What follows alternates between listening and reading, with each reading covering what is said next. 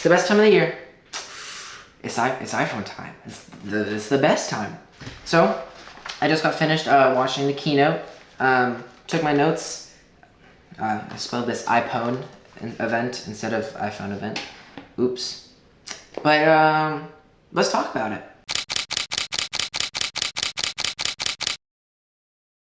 The very first product they released was a new base level iPad, like the cheap one. This was just a basic internal spec bump. They bumped it to the A13, which is the chip used in the 11 series of phones. And the number they quoted in the classic Apple quoting numbers fashion was 20% faster than the last model. And then in even more Apple fashion, they gave us numbers about products that they compared it to, but didn't tell us the actual products. So this is going to be 3 times faster than the leading Chromebook and 6 times faster than the leading Android tablet. What Chromebook? What tablet? We don't know. But it's 3 and 6 times faster, so that's cool. Other than the chipset bump, they improved the selfie camera and basically just said that it's because there's going to be way more FaceTime calls and Zoom calls just because of COVID and everything. But other than that, it's the same basic entry-level iPad. It still starts at the wonderful price. It's phenomenal price of $330, which is great for people who want an iPad or some sort of tablet, but they want it to be Apple because they have an iPhone. They're part of the whole Apple ecosystem. So yeah, that price, phenomenal. They did upgrade the base storage though. Instead of 32 gigabytes, you're now getting 64, which is great because I think 64 is good for, I think, most people. So that's awesome. The next product they released is a new iPad mini, which is cool because we haven't seen the iPad mini in, I think, almost 2 years. They basically took the iPad Pro design, that kind of squared off slab design, and then just made it smaller and made it iPad mini sized. They shrunk the bezels down, so now the screen is bigger, so now you're going to be getting an 8.3 inch screen, but the actual device itself didn't get any bigger than the last iPad mini. That's just what happens when you shrink the bezels down and increase the screen. You get a bigger screen on that's a same size device. Even though they basically took the iPad Pro and shrunk it down, one thing that they didn't include was Face ID. So they kind of took what they did with the iPad Air and then put Touch ID in the power button. But I think for most people, they'll actually like this because I've heard some complaints about Face ID. If you're holding the iPad Pro in portrait, you could be covering the Face ID camera, so you'd have to turn it, register the Face ID, unlock it, and then turn it back into landscape or whatever position you're holding it. So I think having Touch ID in the power button just makes more sense because you're clicking the power button anyway to get into the device, so your finger's already there, why not unlock it? There was just, the classic CPU bump. They're quoting 40% better CPU and 80% better GPU, and yes, this sounds like huge improvements, and it is, but also keep in mind the thing they're comparing this to is 2 years old, rather than with most other iPhones and stuff, they're comparing it to just last year. But everyone loves a nice spec improvement. They finally, stoked about this, they added USB-C to the iPad mini, so that makes the normal iPad the only iPad without USB-C, and this basically just makes data transfers way faster.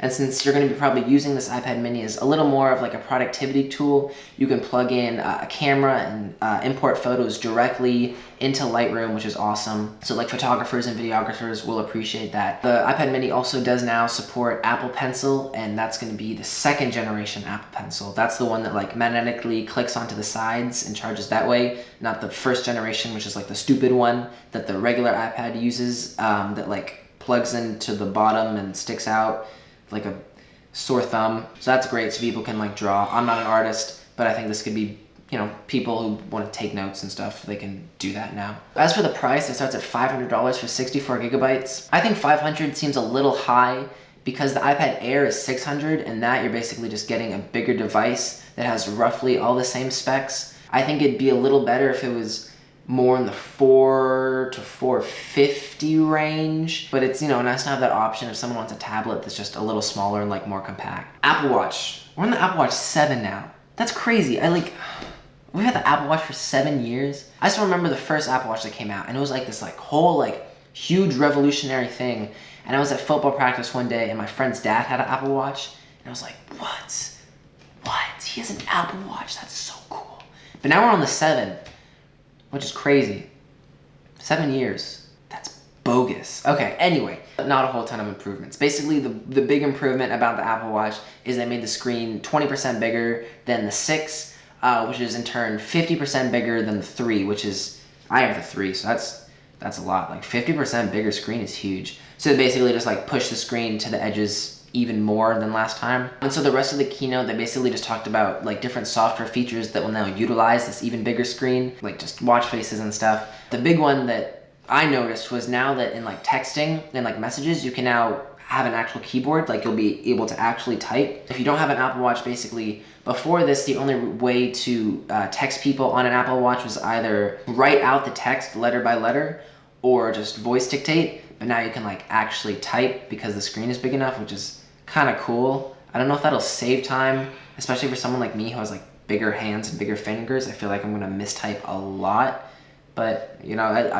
I am stoked that the feature is here because I know that's something people have been asking for like a really, really long time. Other than the screen getting bigger, the only really other improvement they talked about was like it charges about 30% faster.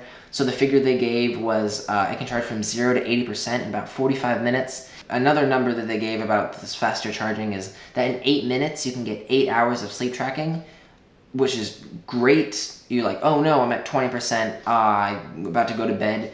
You put the Apple Watch on the charger for 10 minutes and you're set for sleep tracking and won't die. So I think that's a really handy thing. Price-wise, it stays the same at $400, which $400 is a lot. Like $400 is a lot for a watch. Like I know you're getting so many things, but $400 is a lot of money. Like you can get iPad for $70 less than you can get an Apple Watch. Like that just like seems wonky. They're still including the SE in their like Apple Watch lineup. So the 7 will be $400, the SE is $280, and then the Series 3, yes, the Series 3 is still in the Apple Watch lineup, which is crazy because it's 4 years old, but it's still in the lineup for $200. I made a video about the Series 3 and discussing if it's worth to get the 3 or the SE.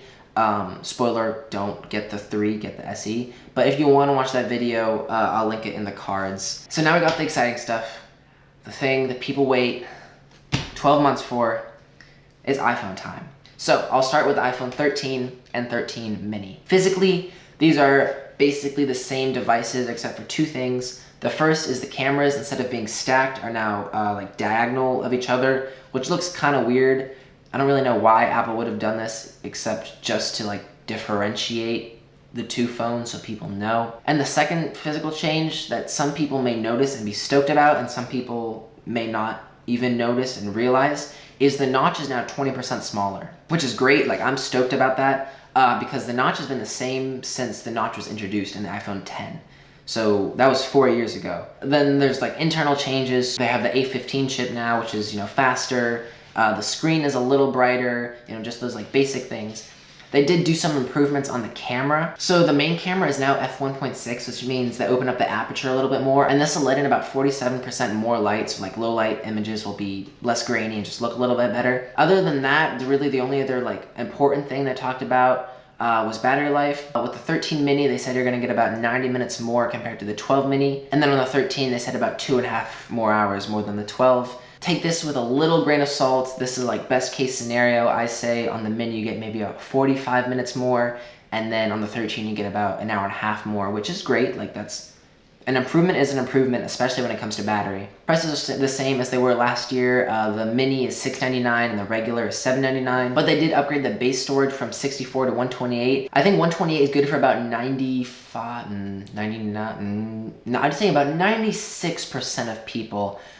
So I feel like most people don't have the need to upgrade to get a higher storage level. I do applaud Apple for bringing that base level up to 128 now, because I think that's what most people will want, what they'll need, and so now they can stick to that base level pricing as well. And finally, we got the big boys. We got the 13 Pro and the 13 Pro Max. Let's start off with a physical change. There is a new color. If you remember that like darker blue from the 12, it's now like a lighter blue, and this lighter blue looks good. Like if I get the 13, I'm definitely going for that light blue color because it looks really, really clean. As with the 13 and 13 mini, the notch is 20% smaller. Now, with most iPhones and just, you know, Apple releases in general, you know, there's a ton of like small features like an improved chipset, you know, brighter screen, maybe louder speakers, but usually there's like 1 or 2 defining features of, you know, every upgrade. This year there are 2 for the Pro models of phones. The first one is something called ProMotion. ProMotion is basically just Apple's word of saying like a high refresh rate screen. I'll try to explain this and hopefully it isn't too confusing. All just screens in general have some sort of refresh rate. And a refresh rate is basically how many times the screen refreshes in 1 second. iPhones and like the general basic refresh rate is 60. That's what most TVs use, what most tablets use, what iPhones have used since the beginning of time. A couple years ago, Android phones started coming out with something called high refresh rate screens. With these high refresh rate screens, they basically bumped up that 60 hertz. So they made it 90 hertz or 120 hertz, or in some cases, I think they made it 140 hertz. Now the screen is refreshing 90 times a second or 120 times a second. And what this does is then makes everything appear smoother because it's refreshing more often. The best example I can think of is if you go into your phone camera and click on video, and then you just kind of like look around on your screen with 24 frames per second on, it's gonna look a little glitchy, right? But if you turn on 60 frames a second, then it's gonna look way smoother. ProMotion is just gonna make your phone just seem smoother. It's gonna make scrolling seem better. It's gonna make playing games be better because everything is just gonna be smoother. So I said those 2 big features. The first one is this ProMotion high refresh rate. The second feature is they have completely revamped the camera system. They've upgraded all 3 cameras on the Pro. So the telephoto, which is like the zoom one, instead of like a 2 times optical zoom, it's now 3 times optical zoom. So you're just gonna get more zoom. The second lens is the main lens, you know, the 1 time zoom, the one that you use most of the time. The aperture is now f1.5, which is like wide open. Like that's gonna let in a lot of light. The sensor now has 1.9 micron pixels, which basically means the pixels are like even bigger, and that's great for low light. And then finally, we saw this on the 12 Pro Max last year, but they're now incorporating something called sensor shift stabilization. And so with normal stabilization, the lens elements will move and adjust to, you know, your shaky hands. But now the sensor itself is actually gonna move. And so this is gonna be better for stabilization in general and like night mode. So between this larger micron size, a wider aperture, and sensor shift stabilization, you're gonna get about 2.2 times better low light performance on that main camera, which is phenomenal because the big pitfall of like smartphone cameras is their low light performance. And you know, every year we improve, but I think this is definitely gonna be a very, very big improvement. So that's the main camera. And then finally, there is the ultra wide, and the ultra wide is like the one that's ultra wide. And this has definitely been the worst quality camera of all the iPhone cameras, especially in low light. It was just absolutely horrendous in low light. It was so, so bad. So to kind of fix this horrible night situation with the ultra wide, the aperture is f1.8, and that's gonna, at least according to Apple, with their numbers and everything, that's gonna be 92% better for low light photography. They also added autofocus with the ultra wide, and so that means that now the ultra wide can double as a macro camera, which is really, really cool. So now you're gonna be able to take macro images. The minimum focus distance is just 2 centimeters. So you're gonna be able to get like really close into like a flower or leaf or, you know, whatever you want to take pictures, macro pictures of. And so that's just going to add cool versatility because now you can get something super wide and then you can also get like a super close image. So that lens will kind of have like a double purpose. Keeping on with the camera train, they added some new video features. One of the big ones is that they now added like a cinematic mode. They're basically going to have portrait mode in video now. We'll kind of have to see how this is executed, but if it's executed well, it's going to be really, really, really cool. So hopefully it's executed well. And then battery life, it was really the same figures as the 13 and 13 mini. So the 13 Pro is gonna get about an hour and a half better battery life than that of the 12 Pro. And then the 13 Pro Max is gonna get about 2.5 more hours than the 12 Pro Max, which means the 13 Pro Max is gonna have like insane battery life. Like the thing is just gonna last for forever because the 12 Pro Max lasted for forever. So I'm kind of excited to see like battery tests and everything about that and see exactly how long it can last. As for price, that's the same as the past few years. The 13 Pro is going to be $999, and then the 13 Pro Max is going to be a whopping $1,099. So yeah, hopefully this video isn't too long, but that's the Apple event today. If you did make it to the end of the video, I appreciate it. Thank you so much. I would appreciate if you're not subscribed, if you did subscribe, drop in the comments, drop in the description if you're thinking about picking up one of these iPhones. I'm interested, because I think it's actually pretty good improvements, especially for me. I love, you know, camera improvements, so I'm happy about that. But I'm John from 16 Views. See ya.